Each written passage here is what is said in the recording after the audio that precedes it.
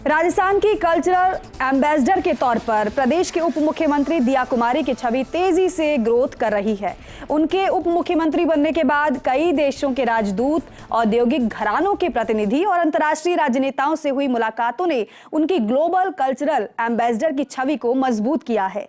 केंद्र और राज्य सरकार दोनों ही उनकी इस क्षमता का सही उपयोग कर रही हैं। ट्रैवल ट्रेड भी दिया कुमारी से उम्मीदें लगाए बैठा है। देखिए रिपोर्ट। उप मुख्यमंत्री बनने के बाद से ही दिया कुमारी के राजनीतिक, प्रशासनिक कौशल और टूरिज्म इंडस्ट्री को लेकर उनका अनुभव केंद्र और राज्य दोनों के लिए बेहतर अवसर लाया है।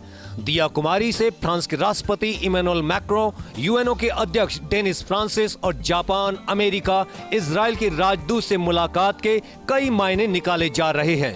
इन देशों की ओर से जल्द ही राजस्थान में पर्यटन, धरोहर संरक्षण, पर्यावरण सुधार और तकनीक के क्षेत्र में निवेश की उम्मीद बढ़ गई है, जिनमें 100% वित्तीय भागीदारी इन्हीं देशों की होगी। सिटी पैलेस इन दिनों राजस्थान के दूसरे देशों से राजनयिक संबंधों का एक बड़ा केंद्र बन गया है।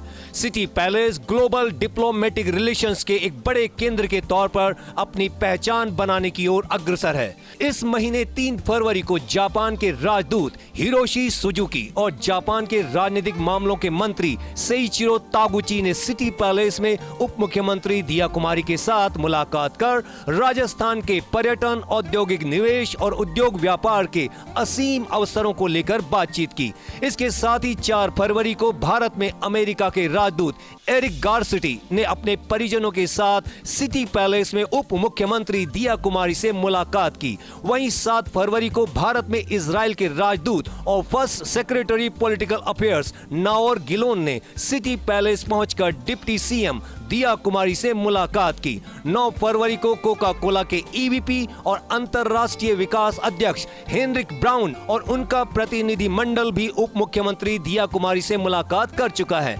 इसी कड़ी में ग्रीस के प्रधानमंत्री क्यारिकोस मित्सोटाकिस की पत्नी एंडेवर ग्रीस की संस्थापक मारेवा ग्रेबोवस्की मित्सोटाकिस से मुलाकात भी काफी खास रही। दरअसल 15 दिन में राजदूत और अन्य हस्तियों के सिटी पैलेस पहुंचने और दिया कुमारी से उनकी मुलाकात को अहम माना जा रहा है। पिछले दिनों यूएनओ जनरल बॉडी के अध्यक्ष डेनिस फ्रांसिस जयपुर आए और फ्रांस के राष्ट्रपति इमैनुअल मैक्रों भी जयपुर प्रवास पर रहे। इस दौरान इन्होंने भी दिया कुमारी से मुलाकात कर राजस्थान और जयपुर की समृद्ध सांस्कृतिक विरासत को लेकर चर्चा की। दरअसल दिया कुमारी राजस्थान के ब्रांड एम्बेसडर के तौर पर तेजी से उभर रही हैं।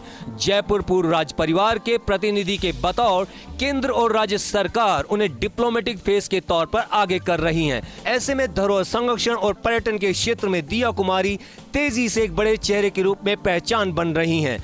जल्द ही उप मुख्यमंत्री दिया कुमारी यूरोप में ट्रैवल ट्रेड के सबसे बड़े इवेंट यानी ITV बर्लिन में भी शिरकत करेंगी। इसके साथ ही दिया कुमारी ग्रीस का भी दौरा कर सकती हैं। ऐसे में दिया कुमारी अब प्रदेश और देश की ट्रैवल ट्रेड की बड़ी उम्मीद बन गई हैं। Nirmal Tiwari, first India news, Jaipur.